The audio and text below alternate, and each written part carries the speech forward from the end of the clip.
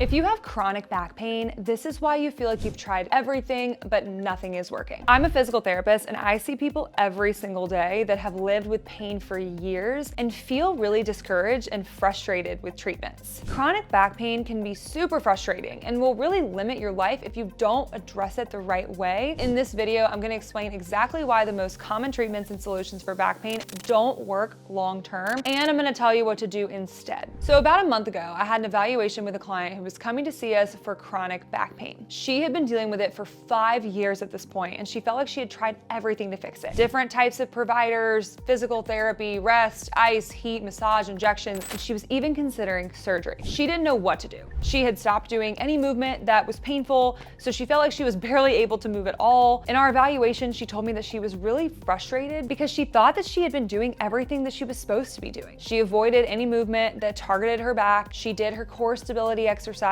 She was always lifting with her legs and not her back. She had been adjusted many times. She was always really aware of her posture. She was constantly stretching her hamstrings, but yet she was still dealing with pain.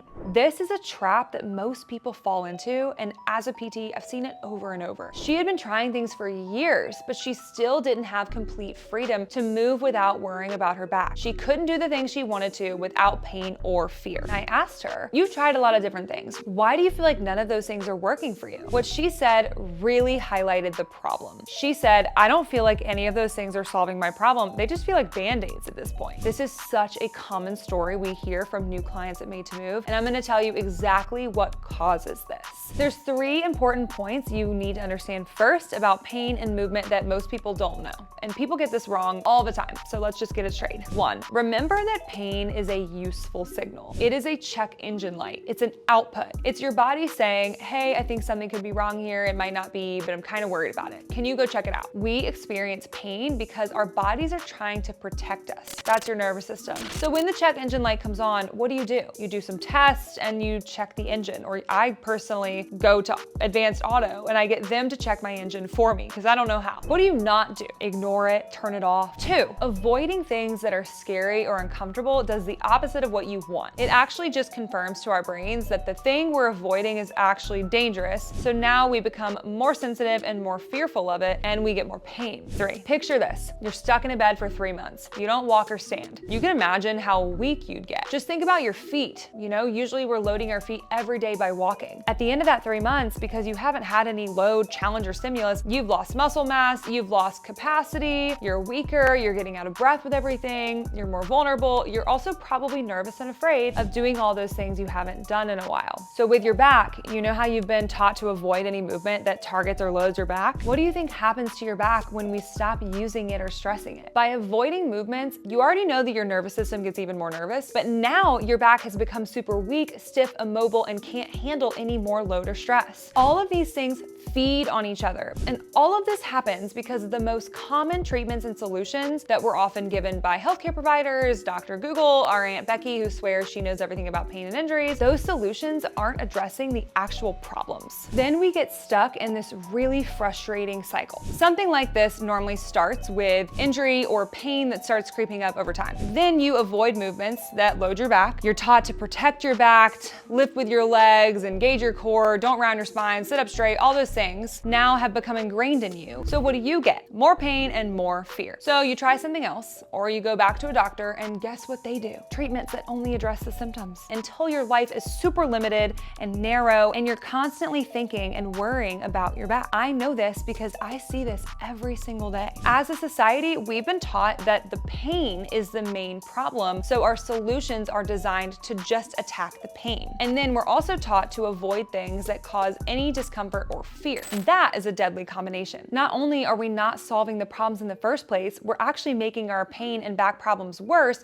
and just digging ourselves into this deep hole. That's why I want to help you break free of this awful cycle. As a physical therapist and healthcare provider myself, this is one of the most frustrating things about healthcare and society's belief about the human body. It's way too symptom avoidance and fragility focused, and it hurts our patients. I realized this a few years ago in the traditional model, and I had to get the heck out of that system. Only attacking the symptoms means we'll never fully solve the problem, so we just need to rely on temporary solutions forever. And then you end up spending years trying to solve your back pain, having wasted all this time time and money and energy trying things that have just made your pain worse. The good news is you don't have to live with this forever. We can break the cycle. If you're stuck in this awful cycle and you're ready to get out, here's what I want you to do about it. 1, look deeper into the check engine light. We need to figure out the problems that are causing the symptoms.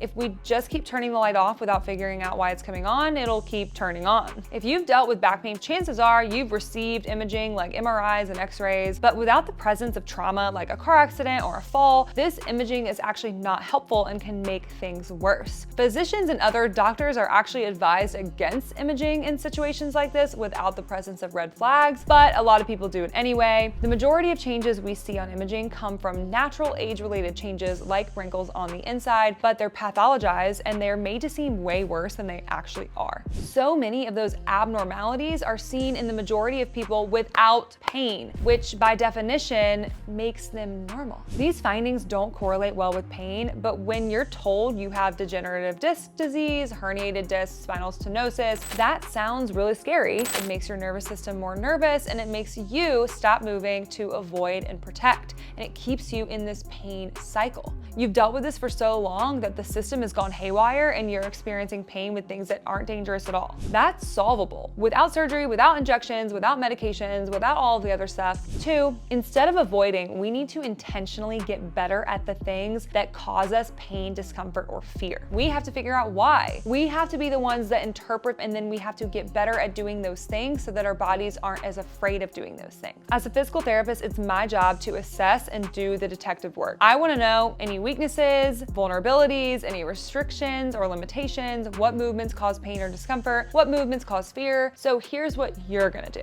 You're gonna make a list of all the things that cause pain, discomfort, fear, or anxiety. List out all the things that you normally avoid or that you've been taught to avoid. Look at your list. Is there a pattern to that list? Now, is there a level of doing those things or similar things that you are comfortable with? What can you do? We can modify range of motion, we can use less reps, we can use less weight. Sometimes we need to do a completely different movement that places a similar stimulus on your back but isn't as intense or stressful. So basically, if you can't handle this, can you handle this? We start with something like this seated Jefferson curl, and then we may even start with a shortened range of motion. And over time, we're going to increase the range of motion. We're gonna add weight, then we'll start standing. Over time, our bodies get more comfortable with it and our muscles and tissues get stronger and more capable. We have to teach our bodies that movement is safe and not dangerous. And so we'd call this the calm it down phase. We'll do a combination of gentle, non-threatening exercises that involve your back. For back pain, this might look like cat-cows, lumbar rotations, prone press-ups, and some exercises and movements that we have a tolerable but temporary amount of discomfort with. Now, I'm not saying that I want you to push through pain. I'm just saying we should not avoid all discomfort. We want to keep it to like less than a 3. Over time, our bodies respond by being more capable, the movements get less painful, and our nervous systems get a little less nervous, so we're able to do a little bit more. So we increase the range of motion, we can add more reps and sets, we can add weight, and we'll progress the movement and make it more challenging so that our backs get more capable, we get stronger, less fearful, we have less pain, and we're more resilient and confident, so that your life and movement options start to expand. You can do things that you never thought you'd be able to do again. Your daily activities will become easier. You know, I've even had people that came to me and we started with chronic back pain, and now they're working out and lifting weights regularly. It's like their whole outlook on their health and their life has changed. This can be a long process.